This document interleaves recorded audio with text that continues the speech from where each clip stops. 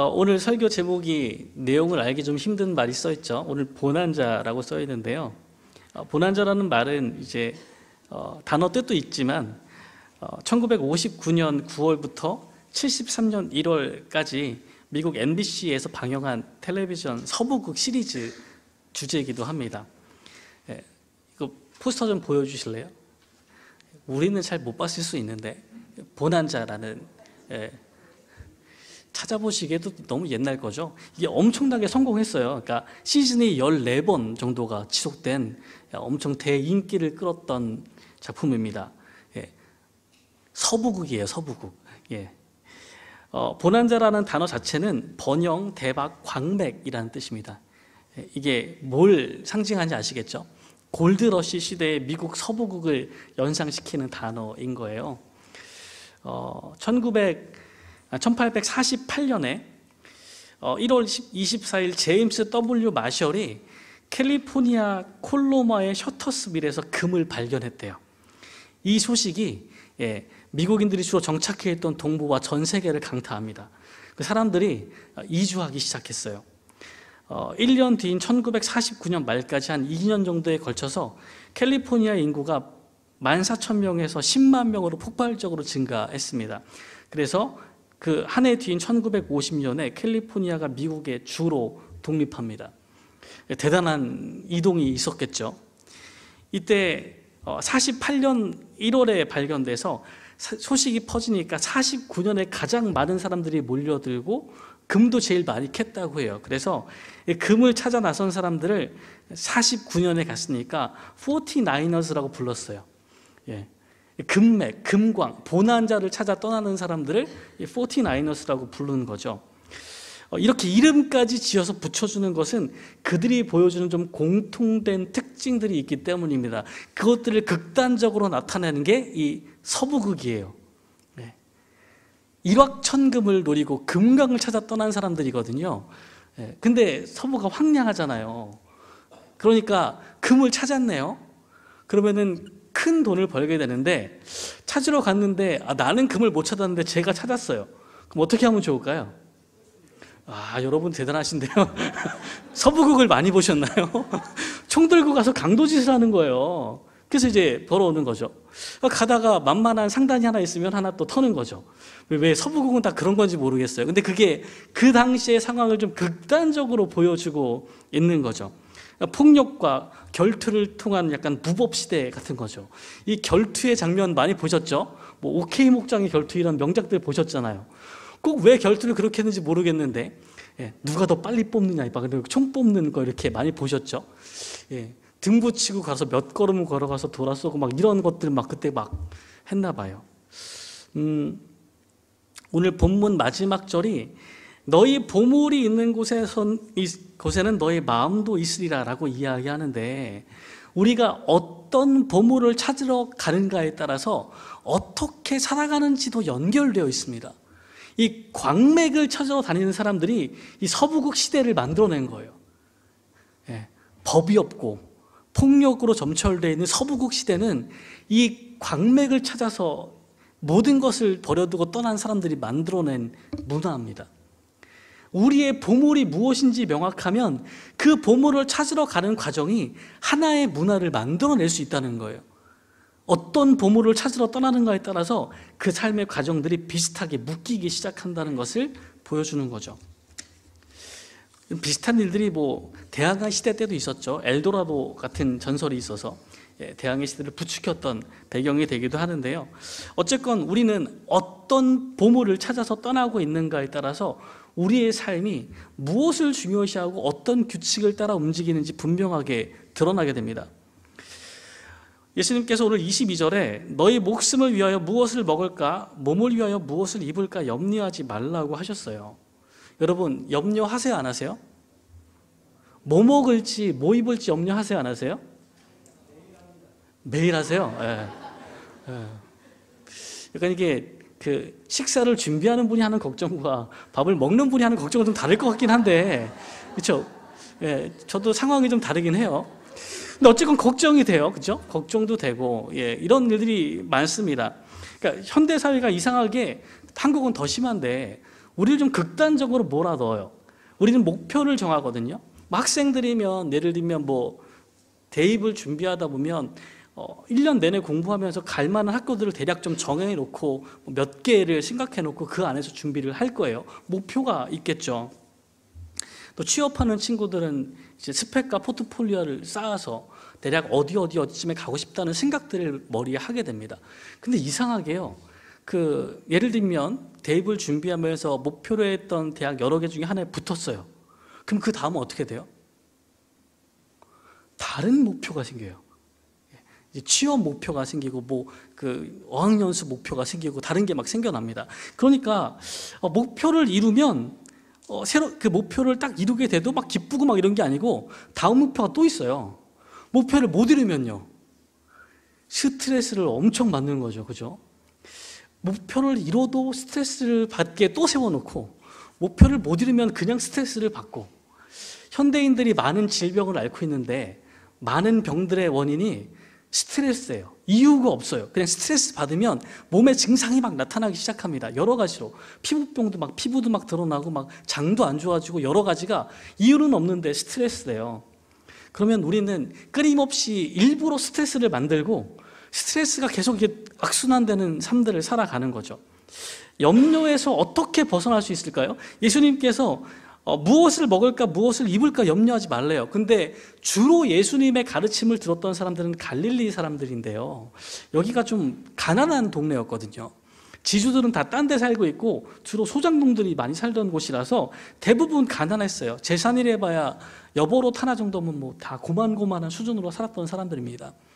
그러다 보니까, 가난하다 보니까 뭐 큰 일이 생기거나 누가 다치거나 누가 아프면 집안이 망하는 거예요. 노예로 다 팔고 이런 상황들이 벌어지는 상황들을 살고 있습니다.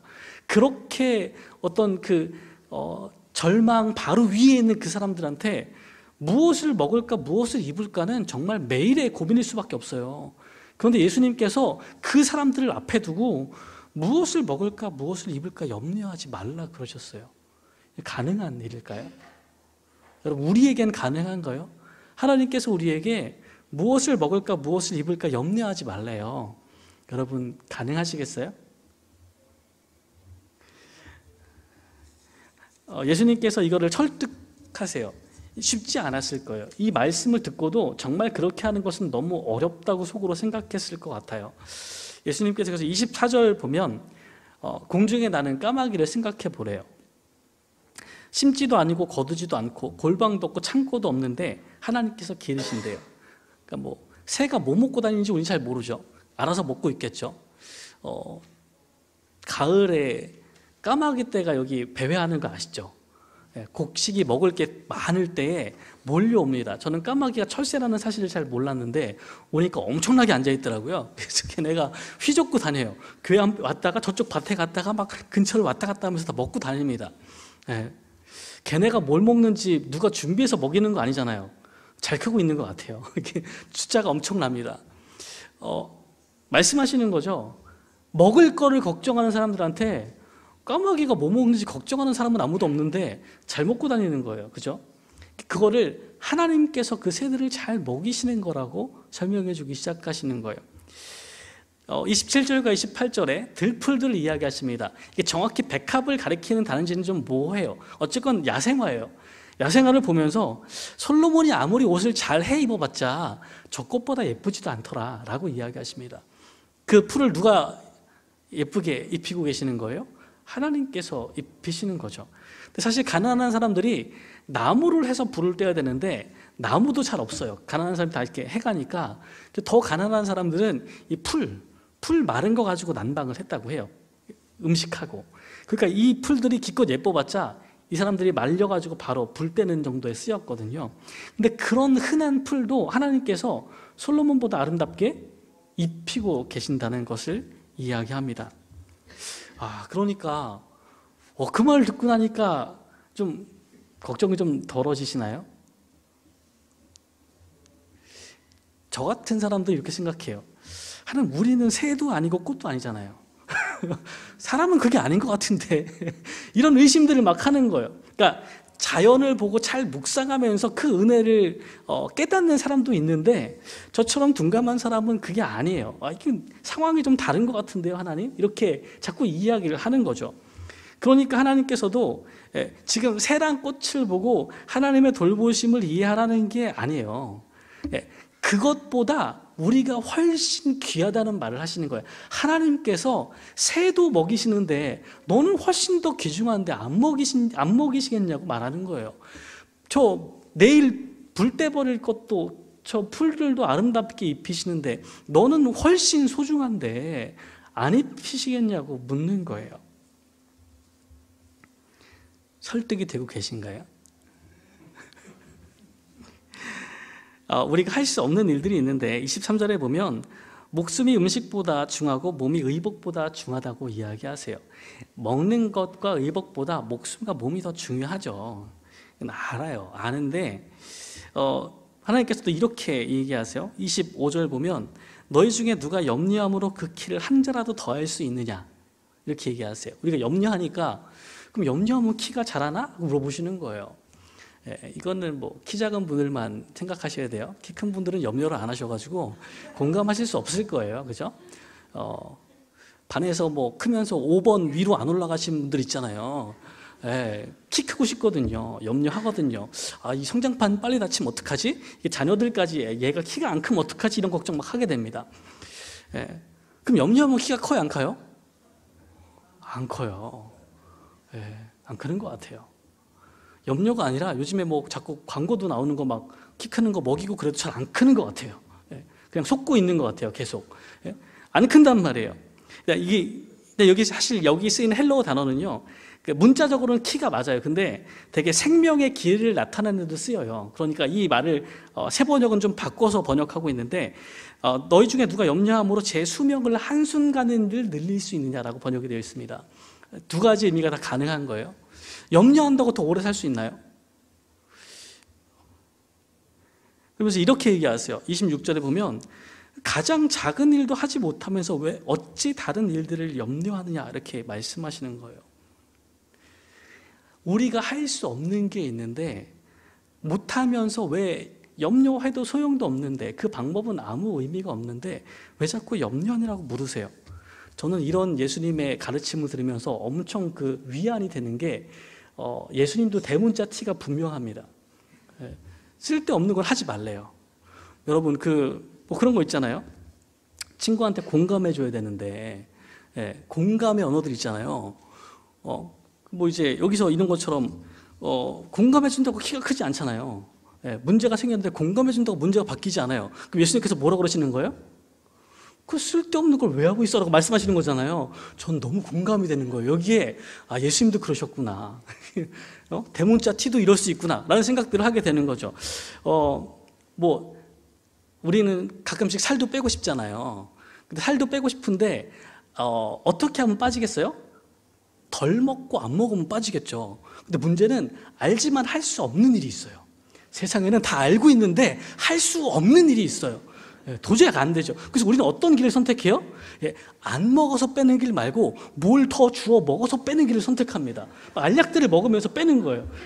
안 먹어서 빼는 건 못 하겠거든요. 예수님도 아세요. 그럼 아시겠죠? 야, 바보같이 먹어서 빼냐? 안 먹어서 빼야지. 알죠. 아는데 안 되는 거예요. 아는데 할 수 없는 일이 있어요. 그런 것처럼 염려는요, 여러분, 염려를 안 하고 싶다고 해서 염려가 안 되는 게 아닌 거예요. 그렇죠? 염려가 효과 없는 거 아시죠? 염려한다고 바뀌는 게 아무것도 없는 거 알아요. 근데 염려가 안 되나요? 그걸 알았다고 염려가 안 되진 않는 것 같아요. 그러니까 예수님께서 이렇게 말씀하셨는데 하나도 공감이 안 되는 것 같아요. 이 말씀에 막 가르치고 계시는데, 아니 그 말씀은 맞는 것 같은데 공감이 안 되는 거예요. 예수님께서 하나 더 얘기하십니다. 그러니까 야, 염려가 쓸데없으니까 염려하지 마. 이게 핵심이 아니고요. 이 다음 게 진짜 중요한 거예요. 29절과 30절에 보면 다시 말씀하세요. 무엇을 먹을까 무엇을 마실까 하여 구하지 말며 근심하지도 말래요. 왜냐하면 이 다음 게 제일 중요한 거죠. 너희 아버지께서는 이런 것이 너희에게 있어야 할 것을 아신대요. 계절이 바뀌면 한참 크고 있는 애들은 옷을 한 번씩 봐야 돼요. 작년에 입었던 옷이 안 맞거든요. 그러니까 이게 좀 크면은 옷을 바꿔줘야 됩니다. 그래서 얘가 입을 옷이 있는지 한번 좀 확인을 해야 돼요. 겨울에 클 때 뭐 날씨 추워지면은 패딩이 있는지 확인을 해야 되고, 뭐 바지가 짧은지 한번 대봐야 되고, 철에 맞게 옷을 한 번씩 갈아줘야 됩니다. 그거 누가 생각해요? 엄마가 주로 생각하는 거죠. 얘는 생각해 안 해요? 생각 안 하죠. 얘는 뭐 해요? 옷이 없으면 투정을 하죠. 옷이 뭐 그런 거 예비하거나 그런 거 안 하고 투정하는 거예요. 일은 그런 거예요. 누가 준비하는 거예요? 엄마가 준비하는 거예요. 우리한테 필요한 게 있는데 우리는 주로 뭐 해요? 없으면 투정하죠. 이거 왜 없어요, 하나님? 이런 게 어디 있어요? 이게 우리의 역할이에요. 그럼 누가 준비하시는 거예요? 하나님이 준비하시는 거죠. 그거를 믿으라는 거예요. 하나님이 준비하신대요. 너희한테 필요한 게 있으니까 준비하고 계신대요. 그것들을 믿어야 된대요. 그것들을 못 믿고 무엇을 먹을까 마실까를 구하는 거는 누가 하는 거라고요? 이방인들이 하는 거예요. 이방인이라는 말은 뭐냐면 하나님을 모르는 사람들이 행동하는 거예요. 구약 성경 내내 광야에서 고생하던 이스라엘 사람들이 있잖아요. 뭘 염려했냐면 광야니까 먹을 게 없을까 마실 게 없을까 계속 염려했어요. 굶주리는 것과 목말라 죽는 것을 계속 염려했단 말이에요. 근데 40년 동안 하나님께서 말씀하신 것을 안 지키다가 다른 우상을 섬기다가 죽은 사람들은 되게 많은데요, 굶주려 죽은 사람과 목말라 죽은 사람은 없어요. 하나님께서 내내 이스라엘을 먹이신 거예요. 그러니까 이스라엘 사람들이 알아야 되는 것은 하나님의 백성을 하나님께서 철저하게 먹이고 입히신다는 거예요. 거기서 실패하신 적이 한 번도 없다는 겁니다. 여러분 그거 믿고 계세요? 하나님의 백성을 하나님께서 입히시고 먹이신다는 거 믿으시나요? 너무 많은 분들이 대답해 주셨어요. 너무 감사합니다. 아까랑 반응이 좀 다르네요. 네. 이게 중요한 거예요. 하나님께서는요, 그때도 그렇고 지금도 그렇고 자기 백성을 먹이고 입히시려고 준비하고 계세요. 거기를 믿어야 그 다음 발걸음을 걸어갈 수 있는 겁니다. 하나님은요, 우리에게 뭐가 필요한지 아세요. 그래서 주님께서 기도를 가르쳐 주실 때 하나님 나라를 향한 기도 말고 우리를 위한 기도의 첫 번째 기도가 우리에게 일용할 양식을 달라는 기도입니다. 이게 필요한 걸 아세요. 구하지 말라, 절대로 구하지 말라가 아니고 우선순위의 문제를 이야기하시는 거예요. 무엇을 먼저 구해야 하는지를 말씀하시는 겁니다. 오늘 31절에서 그 주제문을 이야기하죠. 너희는 그의 나라를 구하라. 그리하면 이런 것들을 너희에게 더하시리라 하고 말씀하십니다.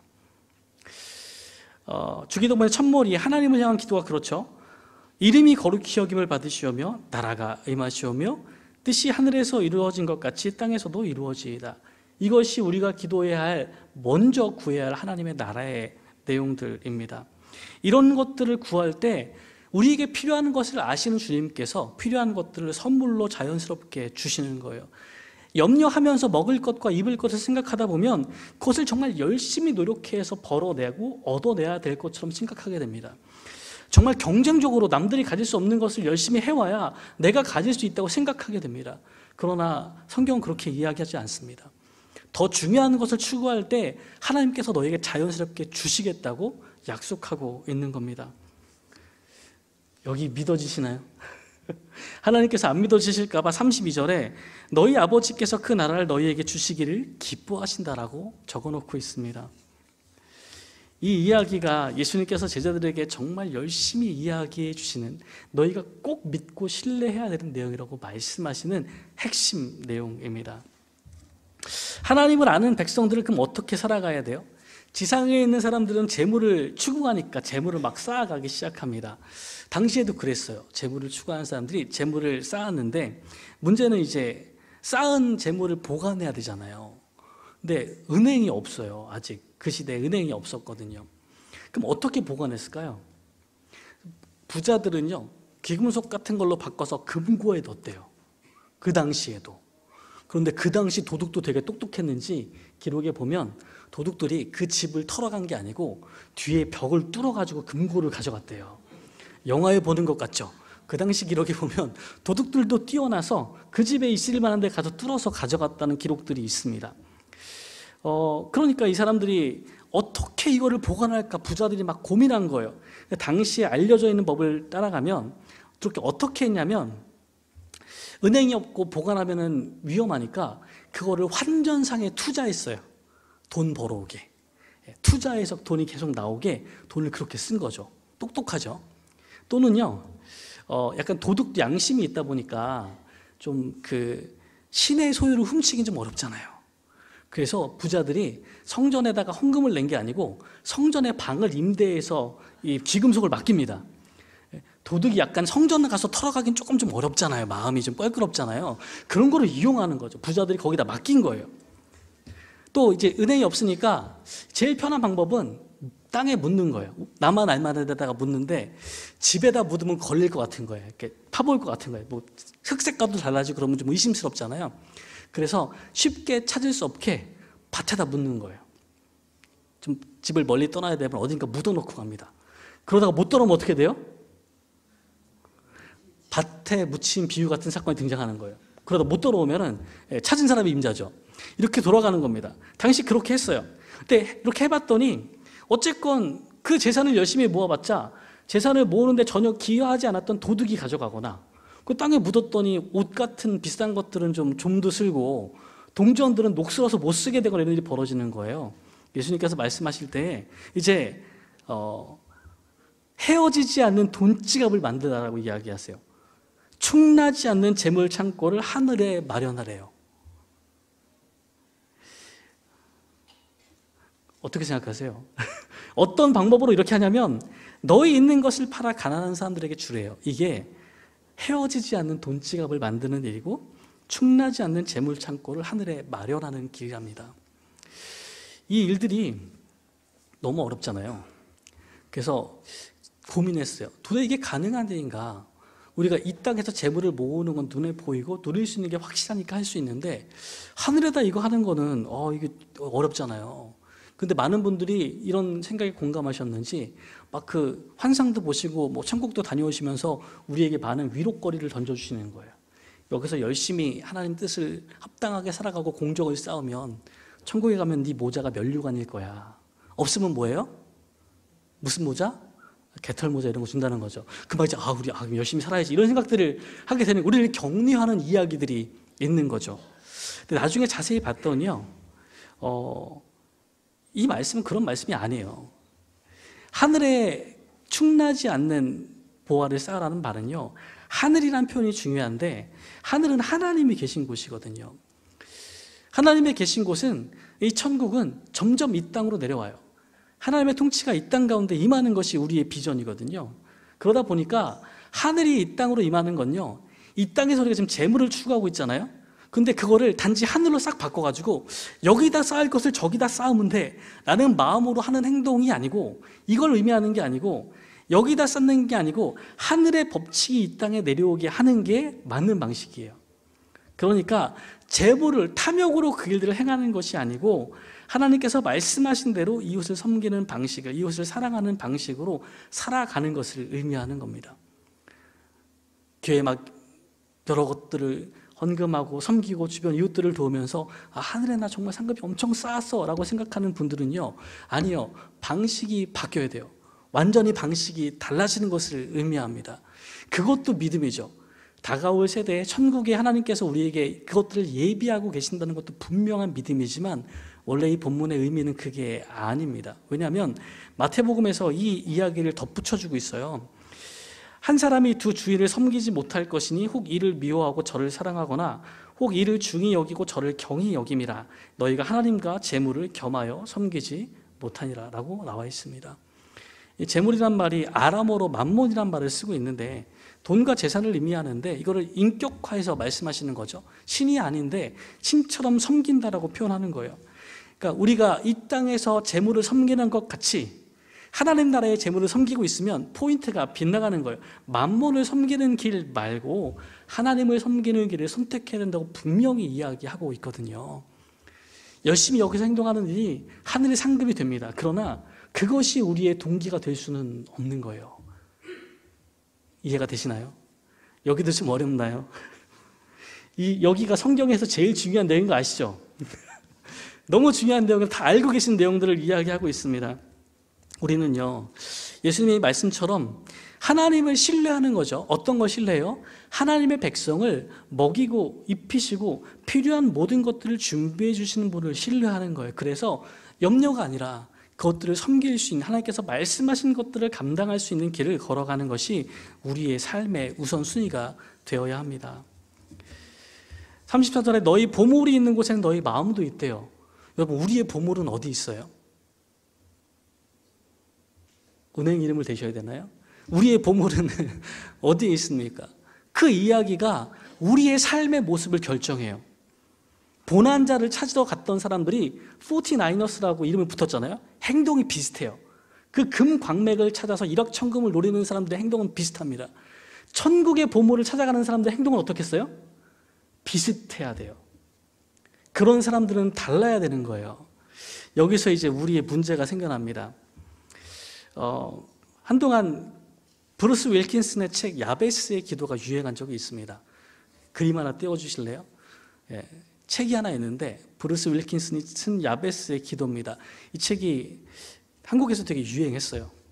그러면서 이제 찬양으로도 두어 곡이 나와서 막 열심히 불렸습니다. 내용은 이거요. 역대상 4장 9절 10절에서밖에 안 나오는데, 야베스는 그의 형제보다 귀중한 자라. 그의 어머니가 이름하여 이르되 야베스라 하였으니 이는 내가 수고로이 낳았다 함이었더라. 야베스가 이스라엘 하나님께 아뢰어 이르되 주께서 내게 복을 주시려거든 나의 지역을 넓히시고 주의 손으로 나를 도우사 나로 환난을 벗어나 내게 근심이 없게 하옵소서 하였더니 하나님이 그가 구하는 것을 허락하셨더라 라고 써 있습니다. 야베스가 이렇게 기도했는데 하나님이 들어주셨대요. 그러니까 우리도 이렇게 기도하라고 한동안 많이 들었거든요.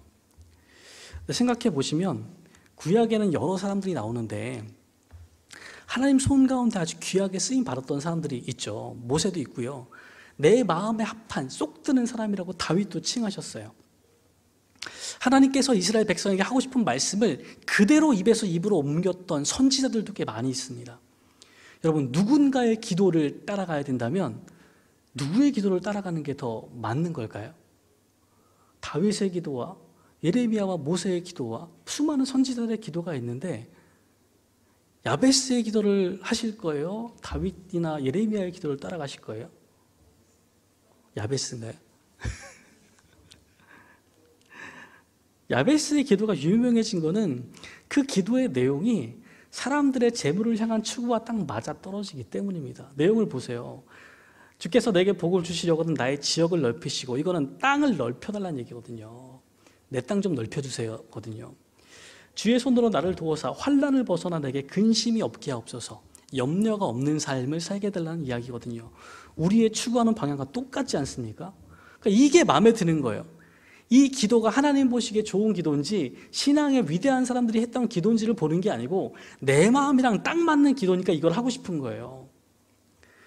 근데 우리가 추구해야 될 기도는 제일 중요한 기도가 하나 있거든요. 성경에서 가장 중요한 기도, 우리가 따라가야 될 기도가 하나 있잖아요. 딱 하나밖에 없는 기도. 주님께서 가르쳐 주신 기도잖아요. 거기에 뭐가 맨 앞에 있어요? 하나님의 나라와 하나님의 뜻과 하나님의 이름을 구하는 기도가 가장 앞에 있습니다. 나머지는 뭐예요? 다 해주신대요. 이게 우리가 드려야 할 기도인 겁니다. 자꾸 기도가 뒤바뀌어 갑니다. 하나님을, 하늘나라의 보물을 찾는 사람들로 살아가려면 주기도를 드리는 사람이 되어야 되는데 내 보물이 하늘에 있다고 말하는데 보물이 땅에 있는 것처럼 기도하는 거예요. 우리의 삶과 말이 괴리가 생기기 시작하는 겁니다. 이러한 삶을 살아가면 믿음의 다음 때에 문제가 생기기 시작해요. 분명히 교회 가서 하나님을 열심히 믿으라고 이야기하고 엄마 아빠가 이야기했는데 삶이 집에 가서는 아이들한테 성적을 잘 맞아와야 돼요. 대학교를 잘 가야 돼요. 취업을 잘해야 돼요. 돈 잘 버는 곳에 들어가야 돼요. 이런 것들을 그 우선순위가 계속 그런 얘기하고 있잖아요. 자녀들한테 하시는 말씀들 가운데 하나님의 나라와 하나님의 뜻과 하나님의 이름 이야기가 있나요? 우리가 그 말을 안 하고 키웠으면 우리는 이렇게 키운 거예요. 야베스처럼 기도하고 키운 거죠. 이 두 가지의 괴리가 생겨나기 시작합니다. 그럼 나중에 이 사람들은 어떻게 될까요?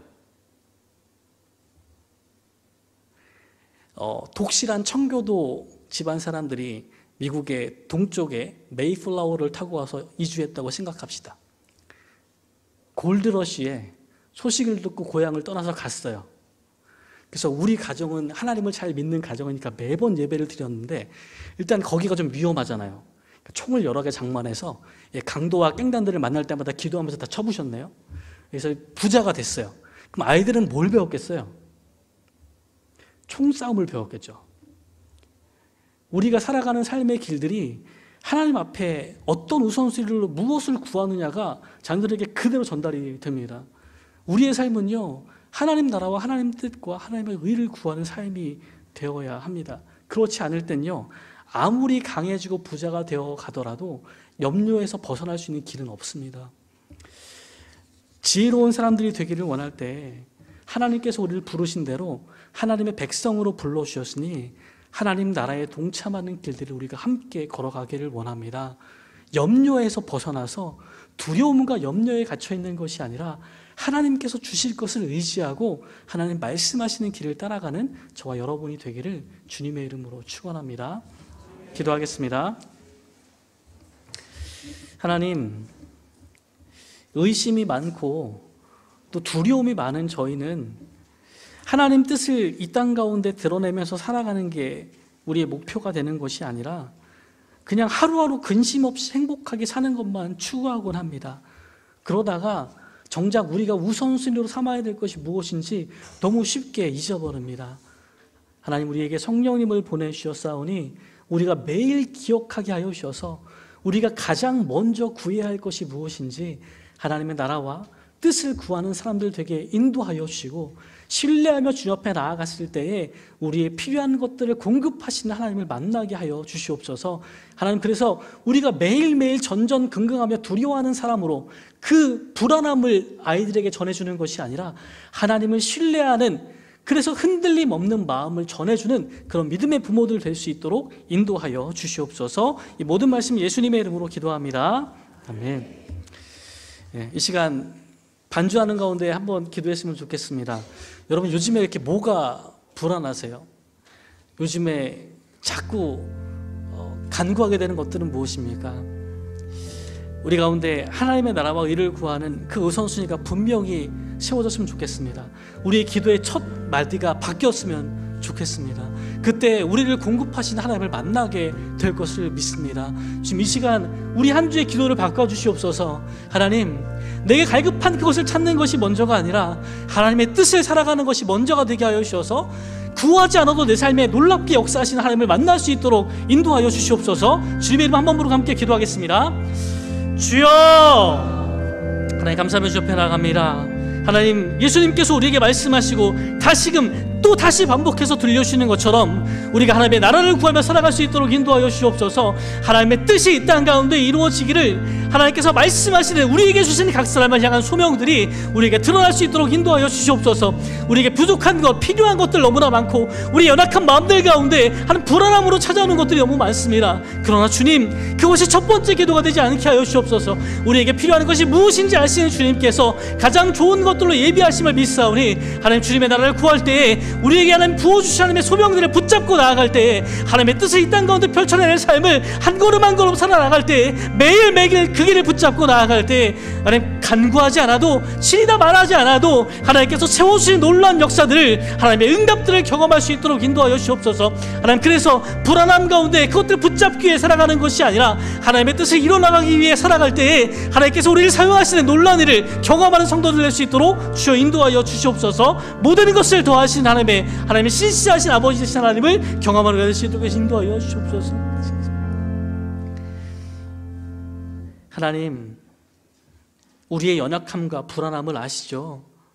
하나님, 우리가 이 불안함 때문에 그 바로 앞에 있는 것들만 간구하며 살아가는 것이 아니라 거기에만 눈이 고정되어 있는 것이 아니라 우리에게 더 큰 꿈을 주신 하나님을 바라보게 인도하여 주시옵소서. 아버지 되신 하나님께서 우리에게 필요한 것이 무엇인지 알고 준비하고 계시니 주님, 우리가 그 신뢰 안에서 하나님께서 우리에게 기대하시는 삶을 살아갈 수 있도록 인도하여 주시옵소서.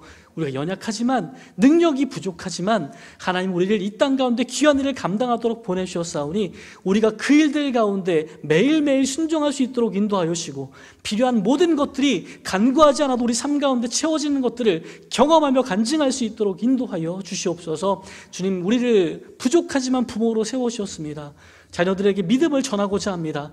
불안함 가운데 살아가는 것이 아니라, 매일 염려하는 모습을 보이는 것이 아니라 하나님을 신뢰하며 살아가는 모습을 보일 수 있도록 인도하여 주셔서 그 귀한 믿음이 대를 이어가는 가정 될 수 있도록 인도하여 주시옵소서. 모든 말씀 예수님의 이름으로 기도드리옵고, 이제는 우리 주 예수 그리스도의 은혜와 하나님 아버지의 변함없는 사랑하심과 성령 하나님이 함께하사 용기를 더하심이, 예수님께서 말씀하신 대로 하나님 아버지의 나라와 그의 뜻과 그 사명을 매일매일 이루어가는 데에 삶을 드리기로 결심하는 사랑하는 모든 경주들에게 성도들 위해 이제로부터 영원토록 함께 하시기를 간절히 축원하옵나이다. 아멘.